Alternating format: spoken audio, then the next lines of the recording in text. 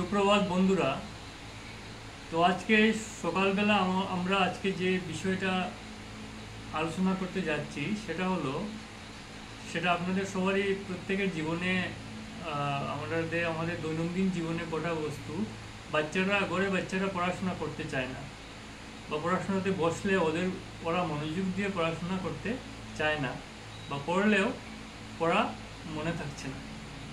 তো এটার একটা সমাধান যেটা আমরা বলতে পারি সেটা হলো, সেটা পড়ার যে জায়গাটা, সেই জায়গাটা একটু নিরিবিলি থাকতে হবে, বা সাইলেন্স জোন বানিয়ে দিতে হবে।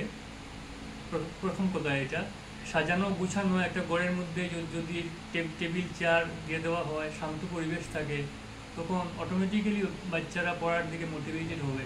এই মোটিভেশনটা ইম্পর্ট্যান্ট। বাবা মায়েরও সে ব্যাপারে সচেতন থাকতে হবে ছেলেমেয়েদের পড়াশোনাতে মোটিভেট করার জন্য। আর দ্বিতীয়ত আরেকটা জিনিস যেটা হচ্ছে ফোকাস। ফোকাস জিনিসটা ধ্যানের মতো, পড়াশোনা জিনিসটা সাধনা।